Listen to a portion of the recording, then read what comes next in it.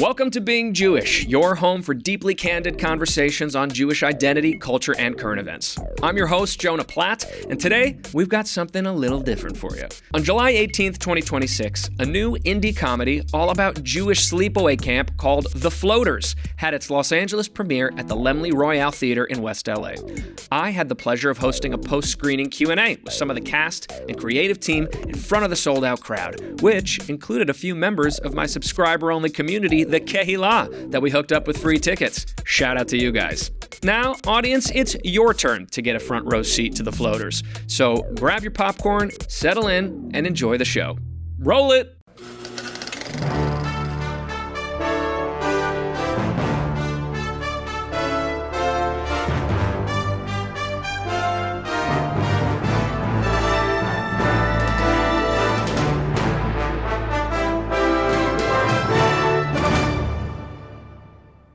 Every time we've screened this movie, particularly when we were just in New York, where they are very jealous right now, there would be at least 2 or 3 people that would come up to me at the end of the screening and say, "Have you heard of Being Jewish with Jonah Platt? You guys should really do this show." And we're really fortunate that tonight, The Floaters is going to be featured on the #1 Jewish podcast in the world, hosted by an activist, an actor, I think a brilliant voice for the Jewish people, the one and only, give him the warmest round of applause, Jonah Platt.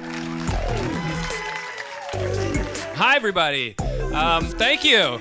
Thank you. It's great to see you all. It's great to be here with everybody for what is going to be a very special episode of Being Jewish with Jonah Platt. If you are at home watching or listening to this right now, we are here live at the Laemmle Royale Theater in Los Angeles, and we just had a sold-out crowd of 180 people watching this delightful new film, The Floaters. Did everybody love the movie or what? Floaters. Really awesome. Really excited to be here tonight with all of you and with some tremendous guests from both on camera and behind the camera who are going to be with us tonight. The first guest who I would like to introduce needs no introduction. She was one of the stars of this film. She also happened to be the 6th guest ever on my show. Some of you might know her from Netflix's hit show, Nobody Wants This. Ladies and gentlemen, please give it up for the one and only Jackie Tohn.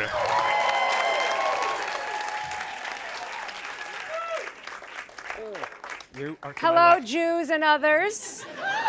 Oh, I'm to the left. Oh, good, that's my side. If I was sitting over there, I would have still sat weird facing this way. No, I wouldn't have, but I'm very witchy from one side. Hi, everyone.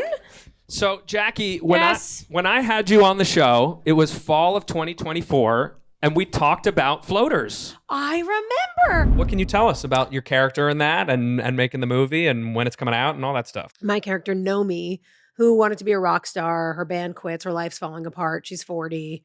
She's like crying. She calls her best friend, who's at the sleepaway camp, who works now at the sleepaway camp they went to as kids.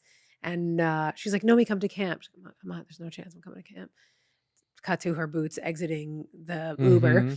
And she sort of gets out of her own way and teaches the misfits at the camp about art and their value. And they're called the Floaters because they didn't sign up for any activities. So there's like this group of like 10 ragtag, kids, and they become like a unit and they put on a show. That's so cool. It's almost 2 years later. There's no guarantees in the indie film business. It is funny when people always ask if you do an indie movie, the second it's finished, everyone's like, when's it coming out? Mostly my mom. Right. And you're just like, can you give me 3 seconds? Also, the answer a lot of the time is maybe never. Right. What does it feel like now, almost 2 years later, to actually get to see it on the screen and know that audiences are getting to watch it? It's really great. And the other thing that happens when you're making a movie, you never know when it's coming out, if it's coming out, or how it's gonna be. Yeah. And sort of your butt cheeks are just clenched until you see it and you're like, did we do it? Did anyone do anything? Do I hate myself? Do I hate it? And then you see this movie and then you're like, oh man, we did it. Not that I can't believe it, but when I first saw it, I was like, oh, I can't believe that this is a great movie. COVID was definitely still going. There was definitely still masking happening. And we were on strike. The whole business was on strike. Right. And the movie had an exemption. And so we were able, because our producers were like, SAG, we will do whatever you want if we can make this movie. They filed for the exemption and we got one. And then then a couple weeks later, I'm at camp 15 minutes from where I really went to camp. I Google Maps your camp because I remember talking about your Camp Laconda. He's good. He's on the show. It's actually only 8 minutes from where you shot this film. I've been saying 15, thinking I'm exaggerating, and I was, but over. Wow. Yeah, because 8 minutes away. I thought when I first saw yours, I was like, oh, they must have filmed it at her camp. Tell Yehuda. I was like, oh no, it's just like 4 miles away. Yeah. It's right there. We heard some shout outs for Tel Yehuda. We have some Tel Yehuda alums in the house. Yehuda in the house. Oh yeah, big time. Crowd full of Jews. There's got to be 2 to 3 Tel Yehudas present at any time. So how similar of an experience was your Camp Laconda experience to the Camp David experience? Well, there were 2 major differences. And the first one is that my camp was all ages. So there were little kids there. I remember when I was going to camp, I was 6 and my parents worked there. So it wasn't that crazy that I was a 6-year-old camper. There were multiple other 6-year-old campers whose parents did not work there who went to camp for 2 months. That's right. 6 and 7-year-olds. That feels negligent. You're not kidding. My parents worked there and it was vaguely negligent. I didn't see them for 2 months. But yeah, so that was the major difference. Ours wasn't like a teenage leadership camp. It was just, it was a Jewish sleepaway camp.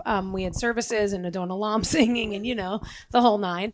That was the first major difference. And the second was that obviously at camp, I was a camper. Right. And here I was a counselor. I was a day camp counselor after I stopped going to Sleepaway, but I never really got this experience. And it really, and when I was going to say the kids, they're grown-ups, but when the floaters come out, they'll tell you, but like we really did have a camper counselor relationship and it was really nice. And I felt really maternal toward them all. I was in a place, luckily, where, they were young and late teens. And if one of them had a dietary restriction, it's like, well, I don't want to tell the producer that's weird and I don't want to be a problem. And I'm just happy to be here. And I was like, I got you. And so there was all these sort of examples where we were just, I don't know, cutie little family members. It definitely shows up on screen. But can you shed a little light on the off screen, like team bonding? We worked so much that there wasn't like a copious, am I misusing that word? There wasn't that much. No, that was perfect. Oh my God, thanks guys. God, bright, so bright. There was so much on screen that most of the off screen was like in between takes as opposed to like later that day. There was no later that day. We were just making the movie the whole time. In the van driving from place to place, I don't know why I made up the dumbest song and then we would all sing it. And they reminded me of it last night. And it's just like, just being idiots with friends. That's the best part about making a movie on location. Your friends and family aren't there. So it's like, you better be on your best behavior because these are your people now for the next month.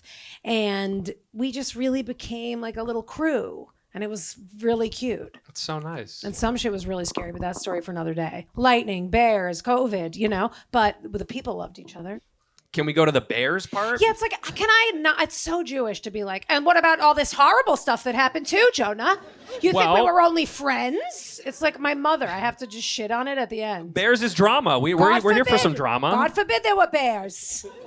Everyone got COVID. God forbid they did. But this was late COVID, so everybody was like, yeah, we were like, Paxlovid. Yeah. Okay. We were like, you've the cove, then we would high five. No, it wasn't that chill, but it was whatever. Yeah, the bears were, camp, if most of you have been to camp. Who here went to a sleepaway camp of some kind? Shout it out. Honestly, that's 90%. It could have been 100. It was maybe 95. Okay, wait. Who didn't? Okay, that's like 6 people. No booze. But it was about 6 people. Funny, well, that's fine. Funny though, good instinct. A boo is funny almost always. So, okay, like 6 people in the whole audience of hundreds didn't go to camp. Yeah. So you understand, like, we're in the woods. You're at camp. And at my camp, is the bear thing a new thing at camp or it's always? Because I never saw a bear one time. I saw a bear every day shooting floaters. There were bears around. Then a guy came. Oh, do I wish I had this footage. This guy came and he was telling us like what to do if the bears come. And he had like didn't he have a thick New York accent and like a rubber pellet gun? And he was like, so what you got to do if the bears come? I mean, it was a cartoon of a cartoon telling us what to do. And I was like, literally do none of the things our boy says. Oh, no. You will be eaten by a bear. If you follow Tony Soprano, the bear hunter's bear you're going to die of a bear. I hear that bears are big fans of Glow, so maybe Yes, that's why they kept me were safe. all there. They kept screaming, Melrose. Never happened. Speaking of, actually, that's a perfect segue for what I want to ask you next, which is Okay. you have very uniquely and obviously, by accident, sort of been carving this niche as an actress who is cast as contemporary Jewish roles. It rules. It's awesome, right? So what is that feeling that like you are known in a way for playing? It's Esther, it's Melrose, it's Nomi. There's not a lot of people who can say I get cast as contemporary Jews a lot. It makes me so happy, especially since I didn't get Maisel. I blew the audition, and it's Well, like, they didn't let any Jews in Maisel. They let no Jews in.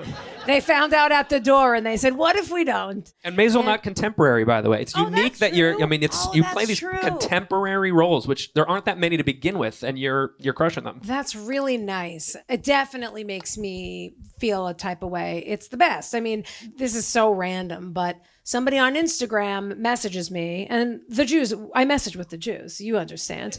And so somebody messages me from like an account on Instagram, which I guess I'm just shouting out right now, called Yiddish Dad Hats.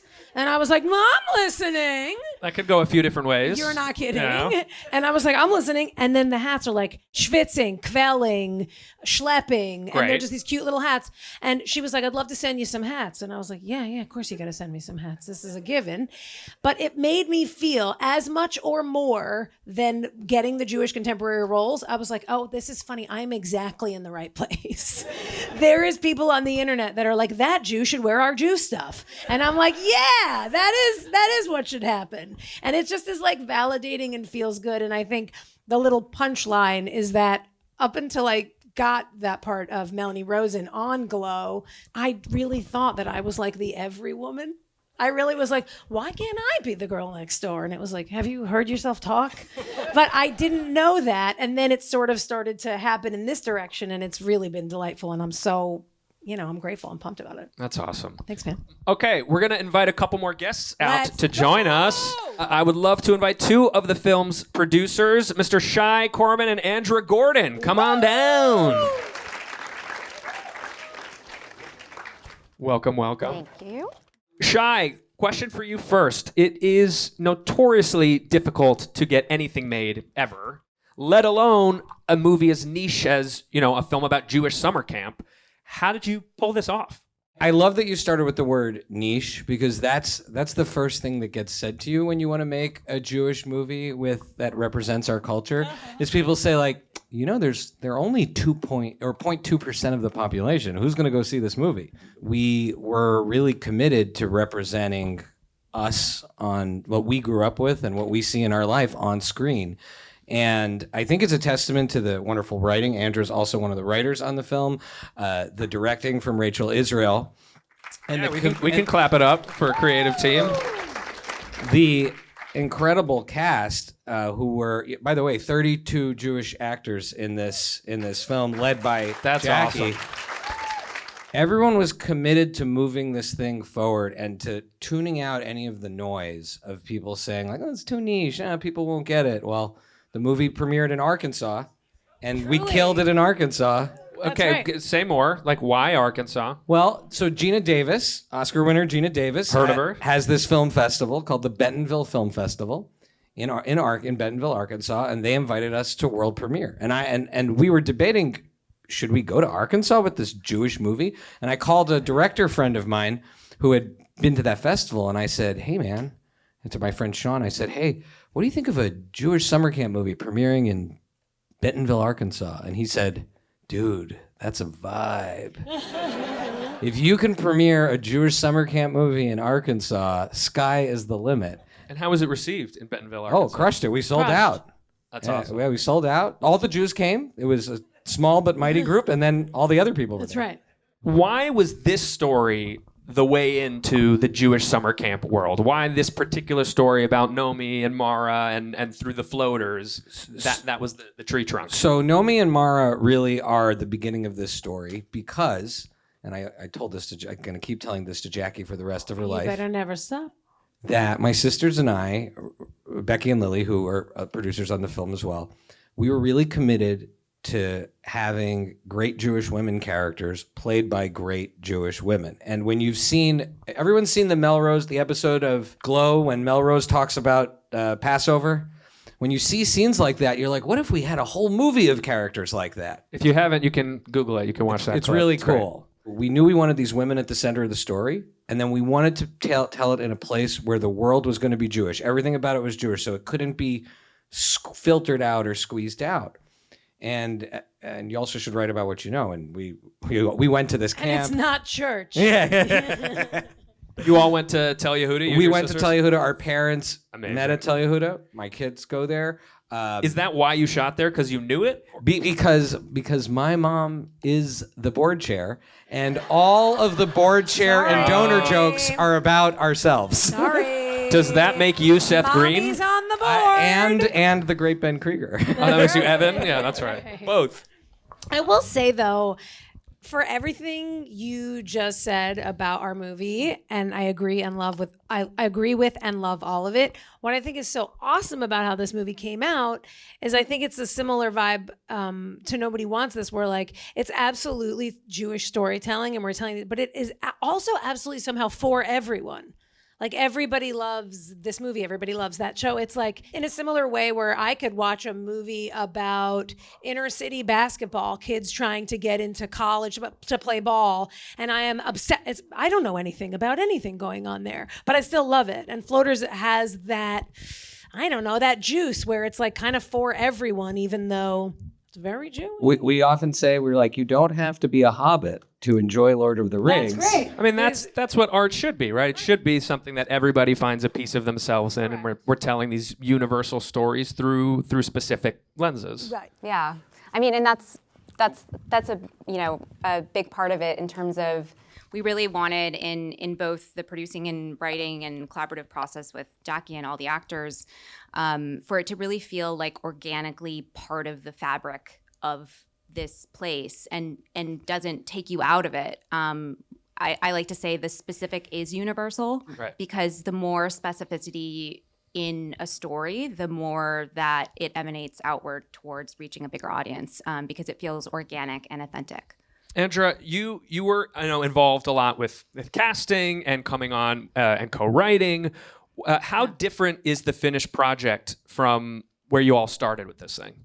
Oh man, it is been an evolution, but I feel like every film is, but it's this one was a journey, and in the best of ways, in terms of just we had so many wonderful collaborators along the way. Troy Takaki in the house, my co-writer Amelia Brain, who's incredible. Her last name is Brain? Yes. Oh, she better be a good writer. She has an incredible brain, let me tell you. That would be horrible if you didn't. Yeah, horrible.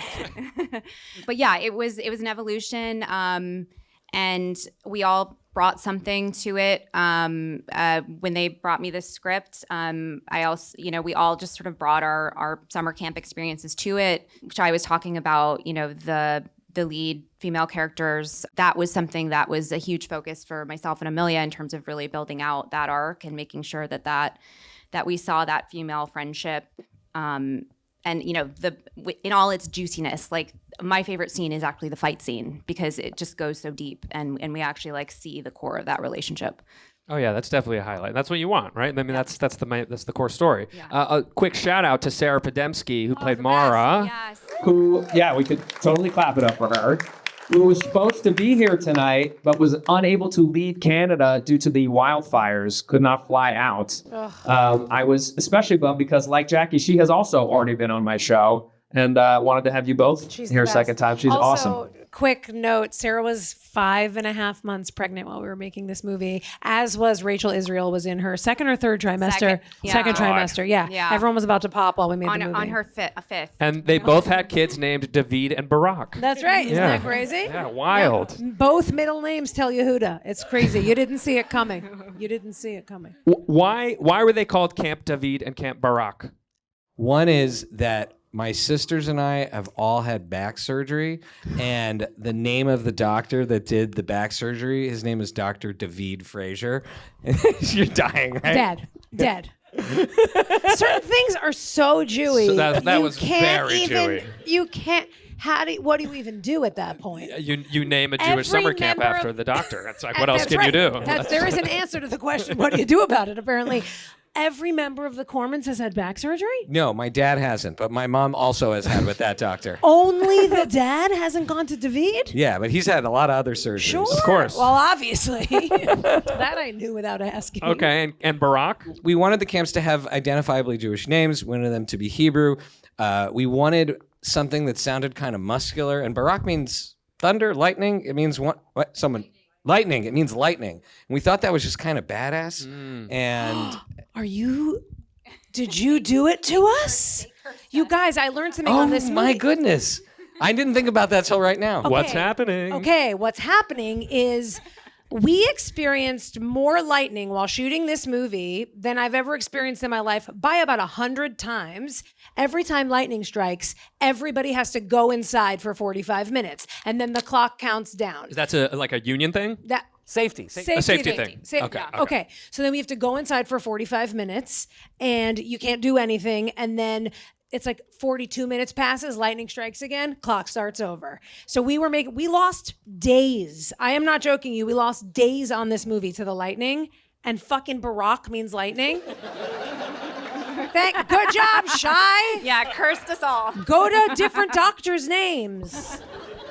God. Hey fam, if you're loving the podcast and want to show me some love back, join the Kehillah, my subscriber-only insider community. Members get exclusive access to weekly bonus content, limited edition merch drops, monthly Zoom calls with me, and more. We're building something really special here, and I know you'll love being a part of it. So head to beingjewishpodcast.com/join and sign up for the Kehillah today. Or don't, but then you'll feel guilty. And we all know about Jewish guilt, right? Don't say I didn't warn you. All right, back to the show. One of the questions I get a lot being involved in the entertainment industry is people want to understand sort of what the climate is like for Jews working in the industry, Jewish projects, Jewish actors. Are Jews being blackballed? Are they being, are your careers suffering because you're being attached to these films? So did you encounter any sort of obstacles to that when you were, raising money for the film, trying to put it together? And Jackie, do you ever feel that in any of the rooms you're in or conversations you have? No, I'm in very Jewy rooms, Jonah. Yeah. I have been really lucky, like we were just talking about a second ago, to your question of playing all these awesome women. And so I'm not really involved in the projects where, my energy and what I bring to the table culturally and socially is sort of like, you get it. Like, anybody culturally, when you're around people that are from the same kishkas that you're from, you're going to get along. And so, not that you'll get along, but I'm definitely not feeling like that overarching, whether it's blackballing or anti-Semitism or sort of side eyes about my views. It's like I'm very lucky, because I know that that's rare. I'm very lucky to personally feel comfortable. The movie, again, Arkansas, it's been to Iowa, it's been to Fargo, North Dakota, it's been all over the country, it's been all over Canada, and everywhere we were invited,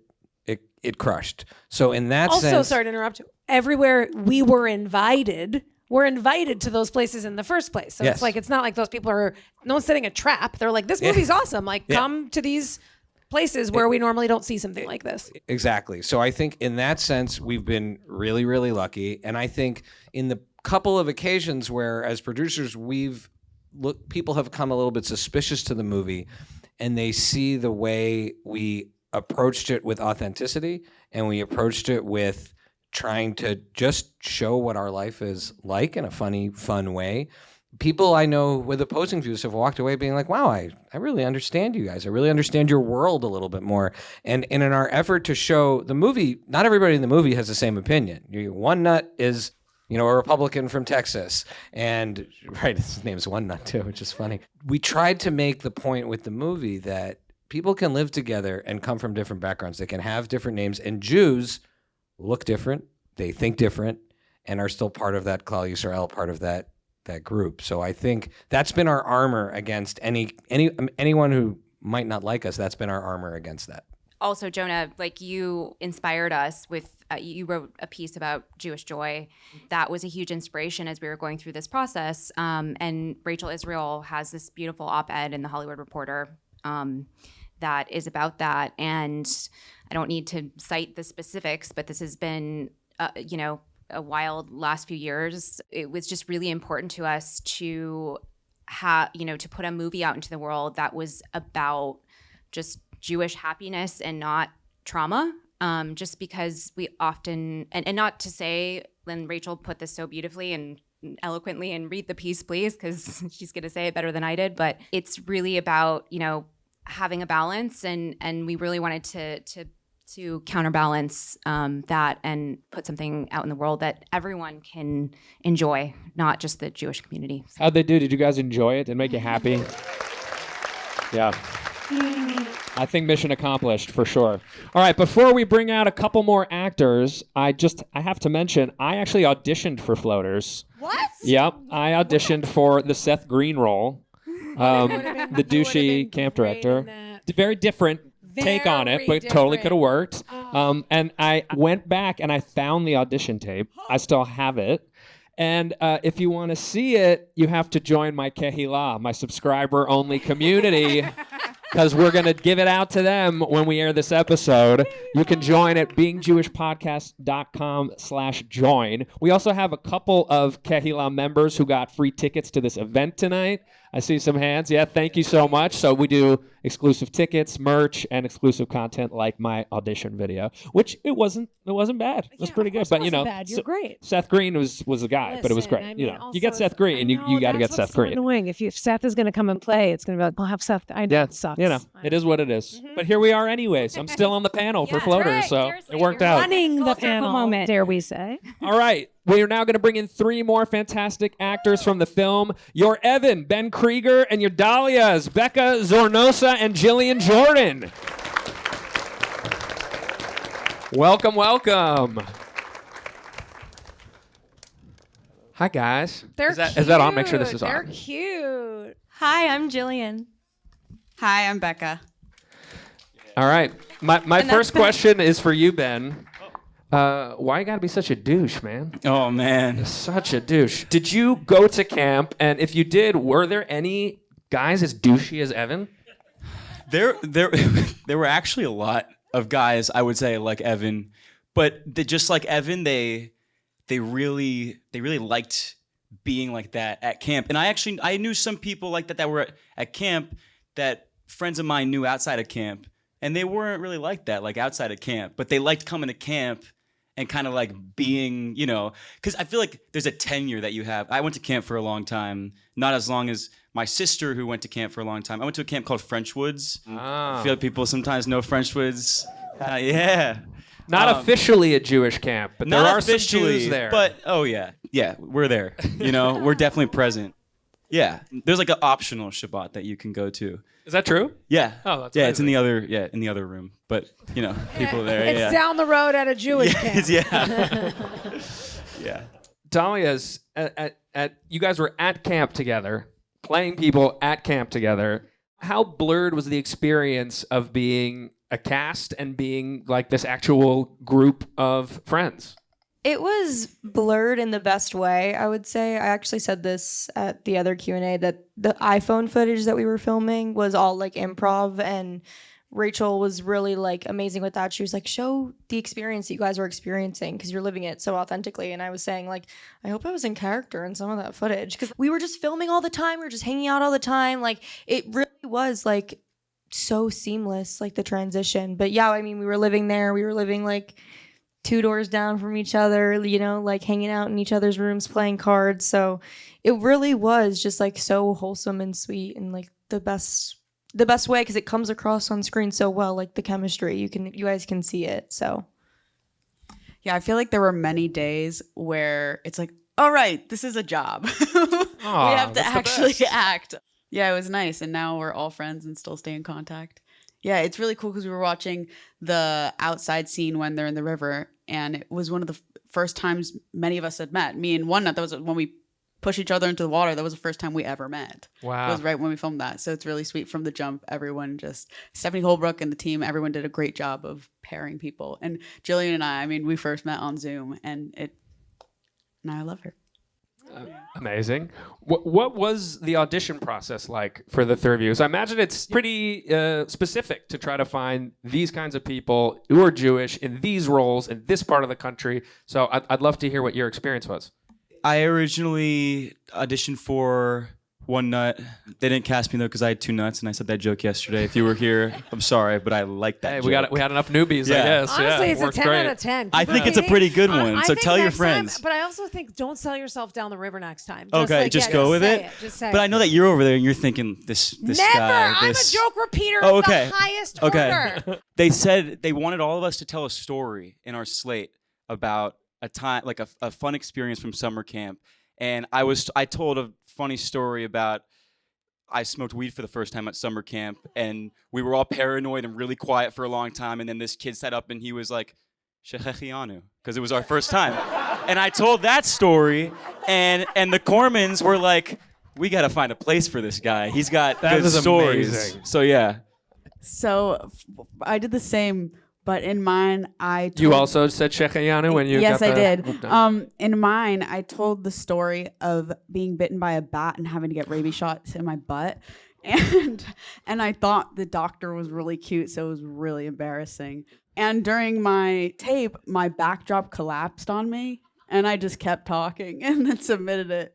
And then we had to go in person in New York, and then again on Zoom.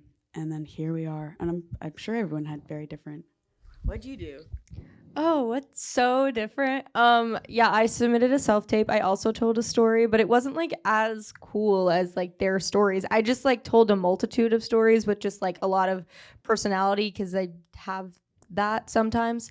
So like I was talking about like stacking plates. Like there's a thing that you have to do, like you put your hand like on your nose. Nose goes. Yeah, thank you. Exactly. And I never did that because I am really high maintenance and I won't touch gross things. I also went to New York for a chemistry read, which I did not meet Bekah at.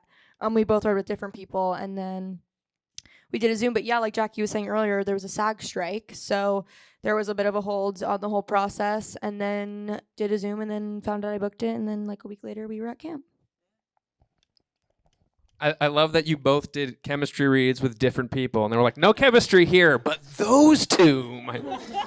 All right, so as we reach towards the end of our fabulous panel here, I want to sort of ask a question to all of you. What do you think it is that makes the camp environment so special and different from the other environments that young teenagers and kids find themselves in, be it school or after school sports or whatever? There's something different about camp. So that's a question for anybody who feels they have an answer. For me, camp, what's so special about it is the encapsulated nature of it. You can't go anywhere.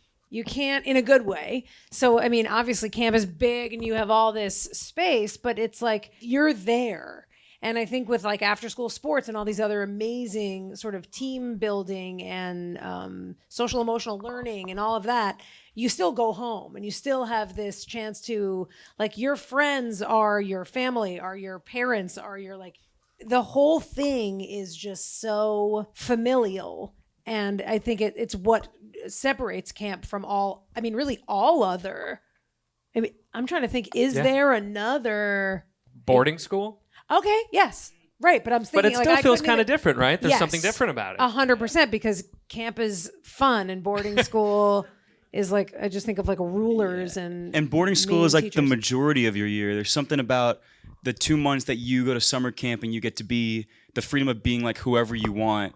You know, like they know you as something different at camp sometimes than you are at home, and you have it's the easiest place to like belong, I feel like, compared to any other, place that you're used to being. I managed to still be a freak, but I was weird. Well, Oh, that's boy. kind of interesting. And just to go off on a tangent for a second, and that's something that I thought about in watching the movies. Like, is that something any of you experienced of being a different person in your camp environment than your home, or being perceived differently, perhaps, and not feeling the same? I'm just curious if that's something any of you can speak to, because it wasn't the case for me. I didn't feel that, but it was interesting to see. Oh, that's a thing people experience. I don't know if it was necessarily like I fit in at camp and I didn't at home or like vice versa, but I think that like, just like your childhood years are just, you just feel like you never fit in. I mean, maybe some people do, but I definitely felt like that my whole childhood. And, like just figuring out who you are as a person is like, so it's like, you don't know who you are. I feel like I only learned who I was like a few years ago. Like I'm 21 now. I feel like maybe I learned that when I was like 19. I don't know. But, Wait till you hit 24. You've got a lot of Buckle chapters up, left. Jordan. Yeah. So I just think that like there are so many formative years that you go through like while you're at camp, but I didn't last that long at camp because it really like my camp experience really wasn't that great because I didn't fit in with the other girls because like I said earlier in the thing, I am high maintenance. And again, I'm not ashamed to admit it. I never wanted to do the activities like my character. So I was hiding out in the infirmary. My mom also worked at camp, so I was trying to find my mom any which way. Just everything to get out of playing a sport or sweating or anything like that. Which, doesn't get perceived well to most people, which again, I wasn't trying to be difficult. It just really wasn't me. And you're Jewish? Just kidding. I know. So Jewish. I know. What? I know. I hid out in the infirmary too, bitch.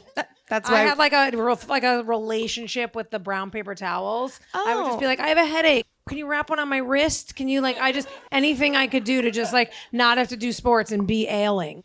I actually have a funny story about like the infirmary because they knew I was a regular there because since my mom worked at camp, I would do anything to get them to call her to come because I was like such a mama's girl. I still am, love my mom obviously. But I would be like, can you please, like I'm like something's wrong and I was like, I have a stomach ache, I'm nauseous. I was probably 7 years old. You're like, I think you're getting your period. I was like, I feel better. I'm good. I was like, no. They're like, and then they call my mom. They're like, we just said that to get her out of here. That sounds like another instance of negligence at one of these summer camps. All right, my last question for y'all is, what do you hope people take away from this film? I think we beginning, middle, and end it with joy. I mean, specifically Jewish joy, but I think it's just a really fun movie. It's really about letting your freak flag fly and, the weirds she'll inherit, and we do, and we did, and we do in this movie. And I just think it's really like a nice example of multi-generational joy too. I think this movie easily could have been just about the campers or just about the counselors and their relationship. But the fact that they were able to weave it all together and it's sort of this, I don't know, whole quilt of multi-generational Jewish joy. I think it's what I hope people take from it, but I think it's from my understanding what is like already happening. And that's nice. I love that.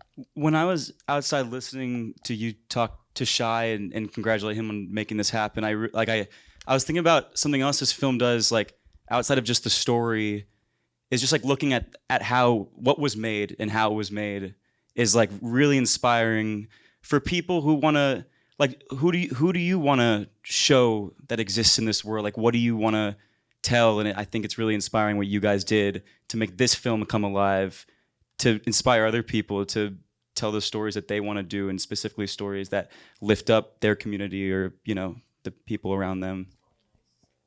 Baruch Hashem. Yeah. Jackie, should we sing your song to... Oh, let's close on that. We tuned up. We watched the video. Okay. How did it go? Because I just remember it being a bop. It was a bob. Okay, ready? Everyone's cute and nice. 3. Everyone's in my heart. 1. It's true. This part's mushy. Today will be gorgeous. Yep. What a great counselor you are. All right, everybody, thank you for being here. This has been Being Jewish with Jonah Platt Live. We'll see you next time.